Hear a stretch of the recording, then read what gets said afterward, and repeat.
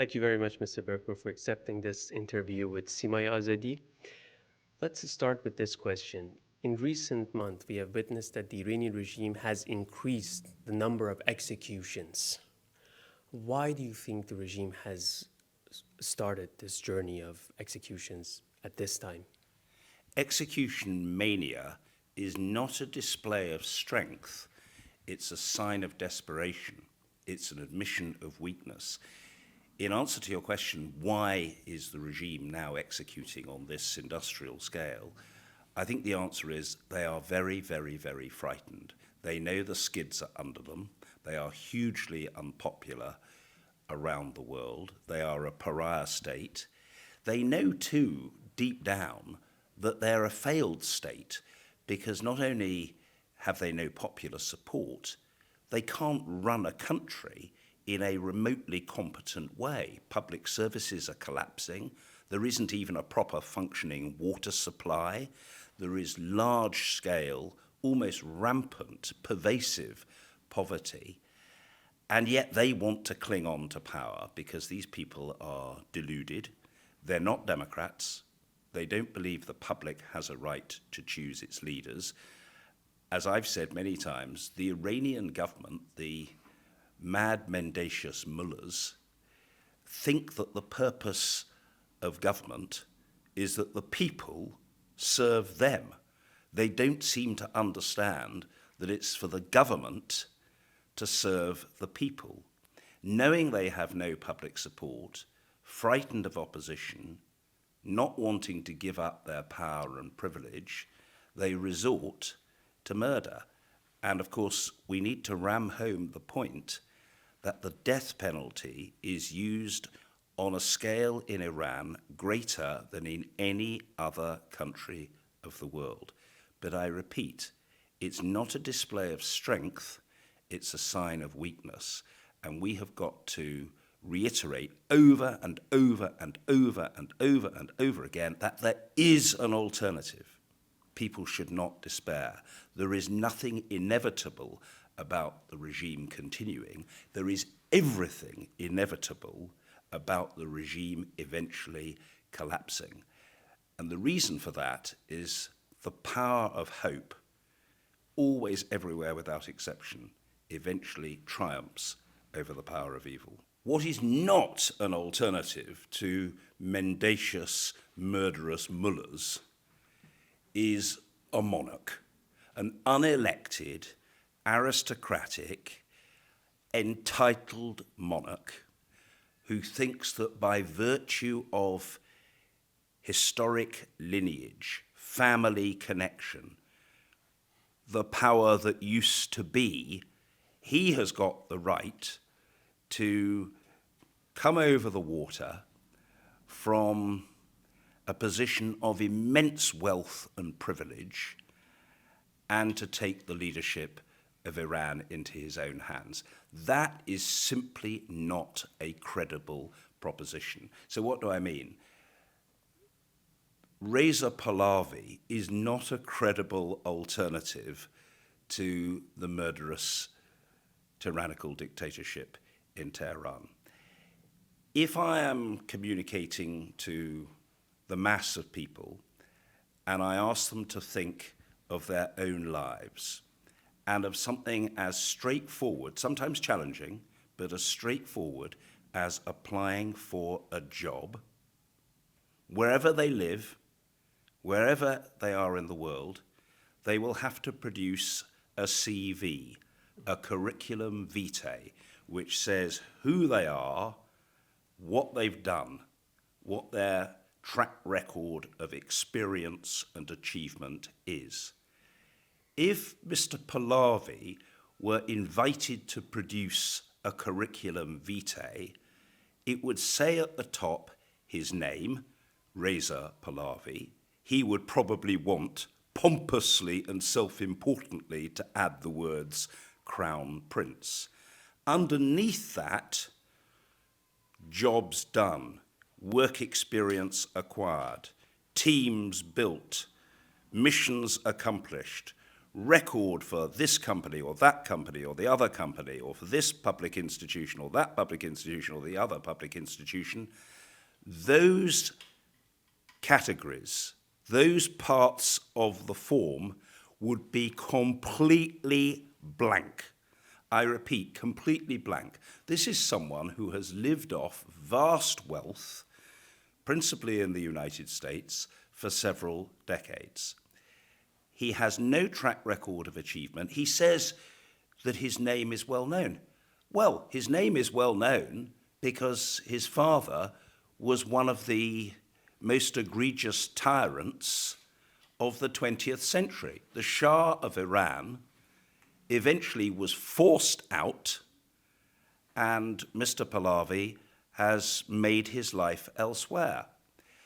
And apart from the fact that he's done nothing and has no serious credentials for leadership, there is one enormous disqualification that he has, and that is that Mr. Pahlavi is on the record as saying, and I quote, "I am proud of my heritage, my family's history, and everything they have done." I repeat that last part of the sentence, and everything they have done. What I would say to people listening to or watching this interview is this: we've all got families. We're all proud of our families. We can all be proud of our parents, our brothers, our sisters, etc. That's natural.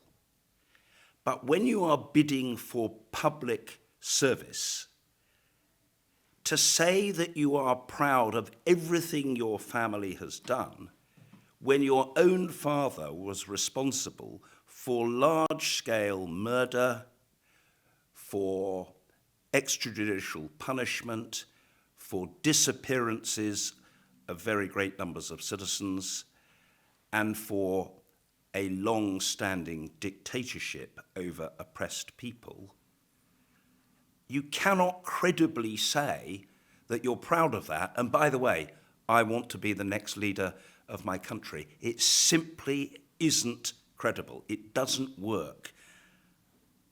If I can put it this way, it doesn't hang together. If Mr. Pahlavi is proud of everything his family has done, including everything his father did, he has, in political terms, signed his own death warrant. Somebody who says that, somebody who thinks that, somebody who continues to believe that his family's track record is something of which to be proud, cannot put himself forward as a potential leader of his country. Or if he does, he hasn't got a cat in hell's chance of succeeding. So the autocracy of the Shah is not an alternative. The return to feudalism, the sense of privilege, the notion of a kind of royal or aristocratic entitlement is completely inappropriate.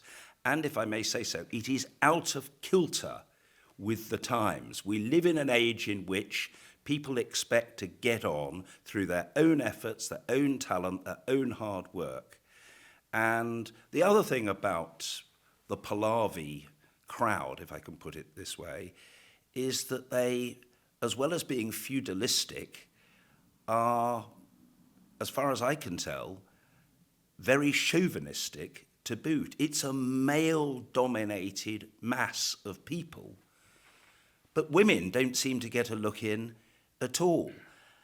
The alternative of the National Council of Resistance of Iran is a complete contrast with the Pahlavi autocrats and chauvinists. Mrs. Rajavi is a strong, determined, independent woman. She's got great support and followership from other women, and she's got, very importantly, the support of people of different backgrounds, of different occupations, of different experiences, and of different ages.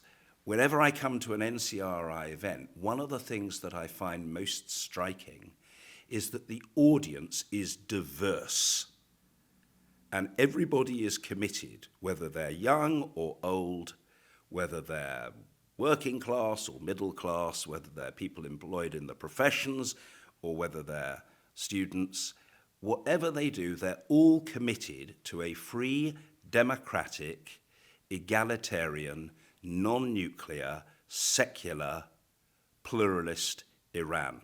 An Iran in which government is of the people, by the people, for the people. That is the fundamental and irreversible change after which we all hanker. That's what we're striving to bring about.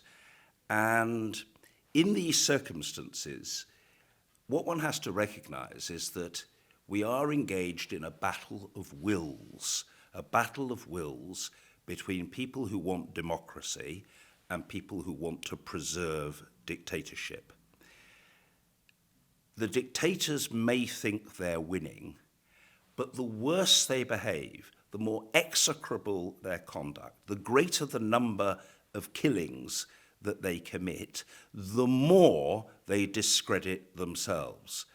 If I can put it this way, those of us who believe in freedom, in democracy, in the rule of law, in an independent judiciary, in gender equality, in environmental stewardship, in a free market economy, in regular elections, in constitutional government, are going nowhere. We are going to keep making the case again and again and again in our own countries, across Europe, in the United States and beyond. And there is no force on earth that can stop the triumph of democracy. As we were speaking before the interview, one of the interesting facts that you told me was that when it comes to Iran, and you also mentioned that in your speech yesterday, people from different political backgrounds, as they say, from both sides of the aisle, they are, let's say, they gather together for the cause of free Iran or supporting the Iranian opposition. Why do you think people do that? Because we have people from different political backgrounds.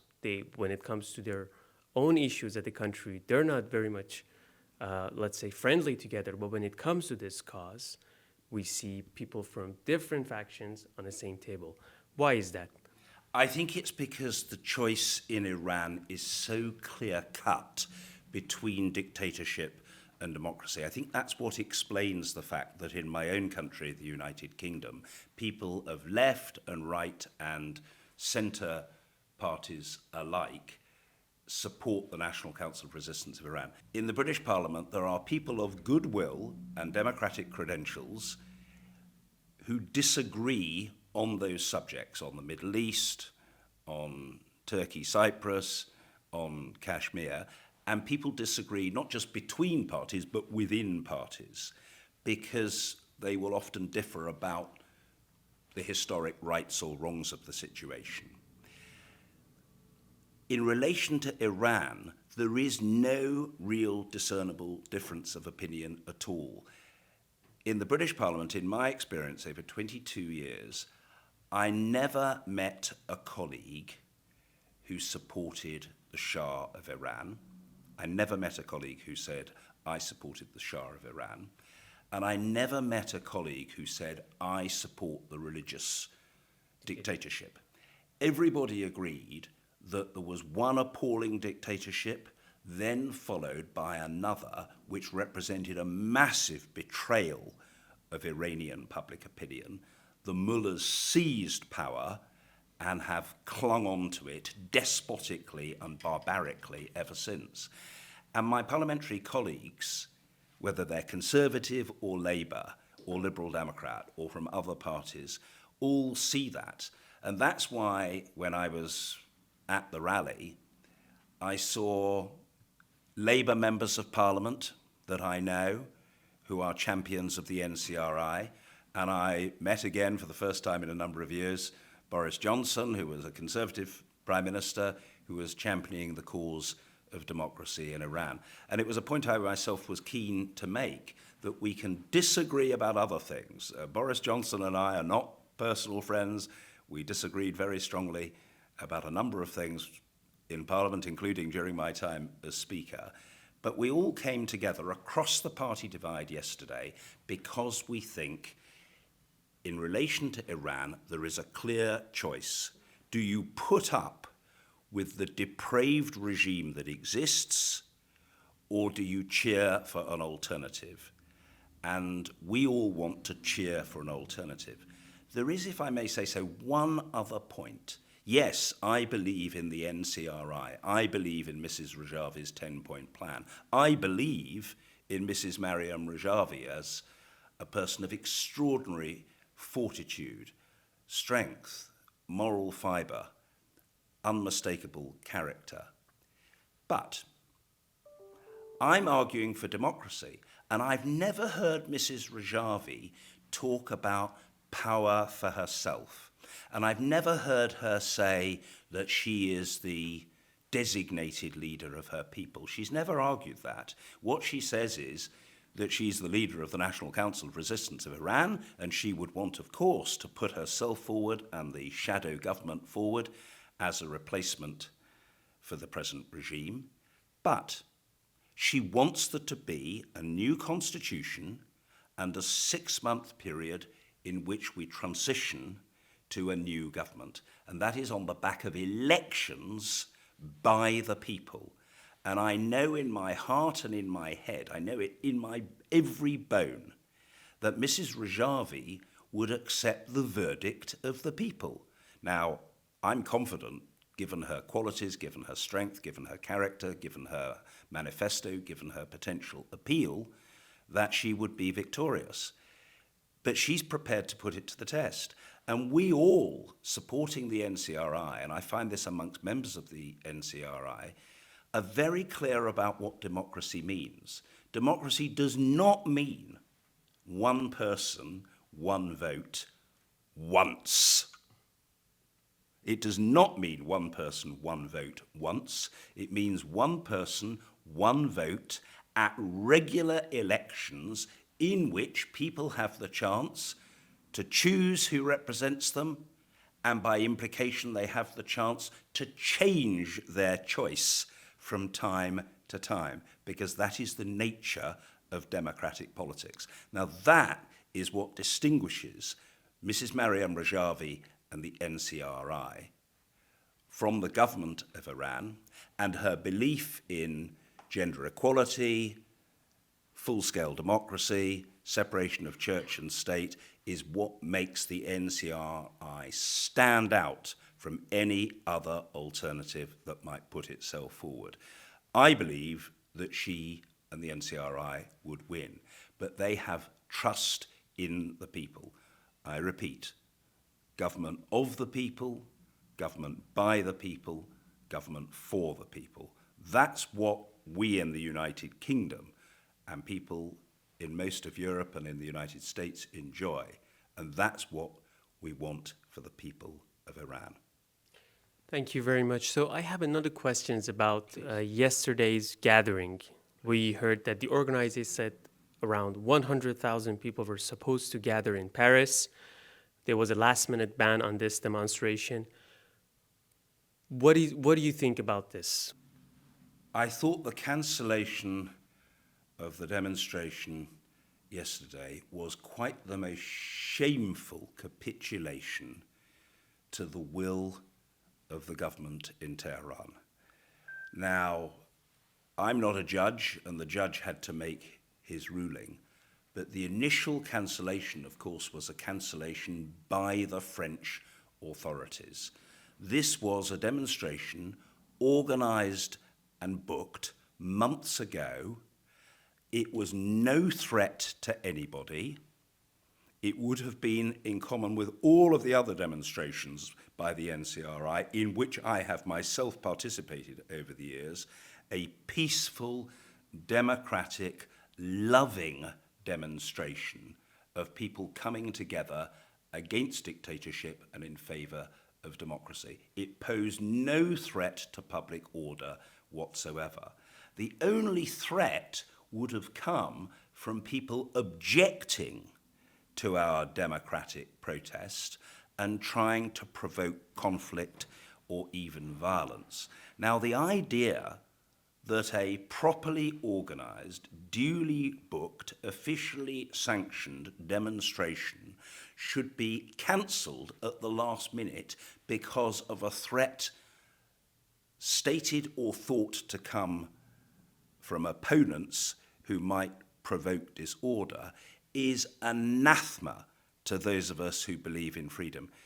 The saddest thing is that this should be done in France, a country that is home to the very notion of liberty, equality, and fraternity.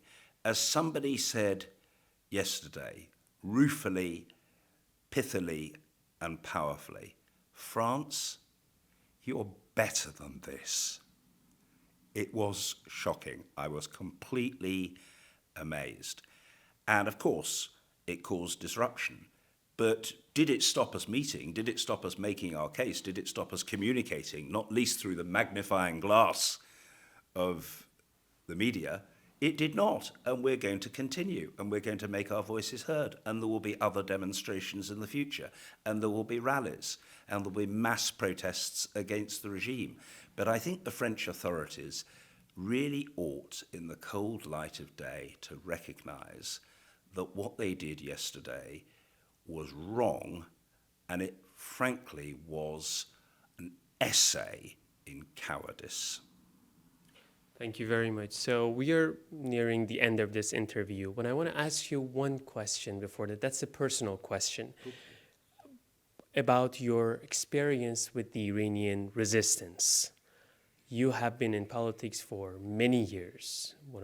I think you are the longest standing Speaker of the House of Commons, and you've met many leaders, many political groups, many people from different countries, and you have a vast experience of knowing what is right and wrong, and you have advocated that for many years. What I want to know about this is that, can you share with us your personal experience or a memory that you have? Why are you supporting this resistance? What is the most striking point about the members of this resistance? Can you share that with us?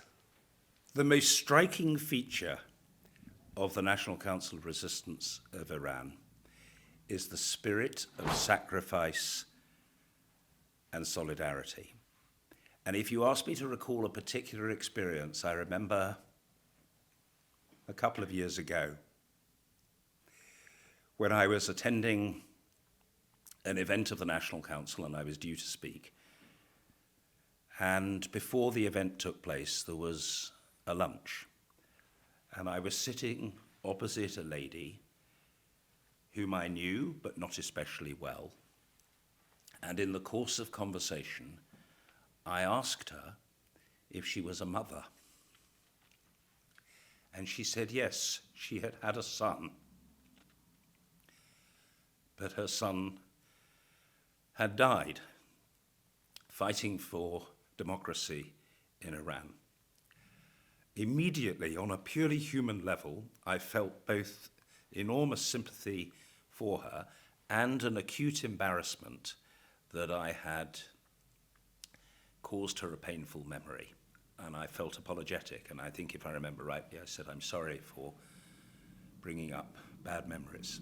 And what struck me about that lady, whom I know, was the quite extraordinary calm and stoicism about her. And she smiled at me and said, no, not at all, Mr. Berko. I am very proud of him, and I continue the struggle because what he was doing was right. And the thrust of what she said to me, if not in these exact words, was she wasn't continuing in order to get mad, but in order to get even.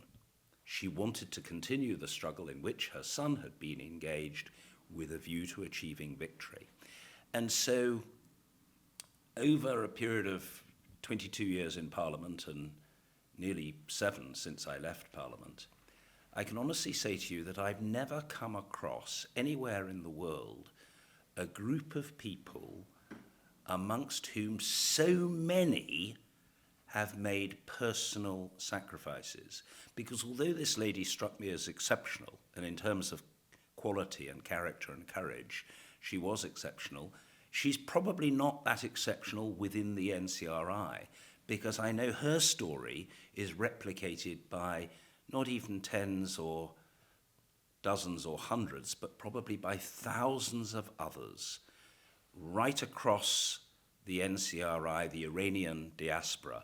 There are people who have stories to tell about sacrifices they've made, loved ones that they've lost, parents or grandparents or uncles or aunts or children who have perished at the hands either of the murdering monarch, the Shah of Iran, or the murdering mullahs today in Tehran. And so these people are united by a spirit of resolve to achieve something better. And no doubt there are freedom fighters with similar experiences around the world, but inevitably these interviews are personal. And you said that this question was a personal question to me. What I'm saying to you is I myself have never witnessed anything like it. And when I spoke at, I think, the largest event at which I've spoken so far, apart from public rallies, the largest conference I've spoken at was in Washington last November. I think I said on that occasion I had never attended a conference indoors in an auditorium that was so charged with electricity as that event. I had never witnessed an atmosphere quite like it. And as I say, it's not a crusade fired by hatred or hostility. It's a crusade that is fired by a passion, a positive passion for freedom, for democracy, for human rights, for the rule of law, for universal justice. And as long as this fight goes on, I want to be part of it. But not for the sake of the fight, for the sake of the goal. And the goal is the freedom for the people of Iran, which we in Britain have so long enjoyed, and they have for far too long been denied. Thank you very much, first of all, for sharing this memory with us. It was very personal, I think, for you, and it was very moving, of course. This resistance is, the journey of this resistance is, of course, riddled with stories of sacrifice like this. And for our last demand, if you have any message for the Iranian people who will be watching this interview on Simay Azadi, what would that be? My message to the members of the resistance units and Democrats in Iran is, please, please, please remember this. You have never been forgotten. Those of us outside of Iran who are supporting your campaign for freedom know about you. We know the names of people who have been murdered by the regime. We know about the thousands of resistance units. We know about the people of Ashraf 3. We feel that we are, in a sense, almost honorary members of your families. So you're not alone, you're not neglected, you're not forgotten, you are supported. And you're not supported in a minor, modest, minuscule way. You are supported with a lion's roar. You are supported with a lion's roar. And I, for one, and I'm going to roar for you for as long as it takes to get the result that you deserve. Thank you very much, Mr. Berko, for this wonderful interview. Is that okay? Thank you, it was perfect.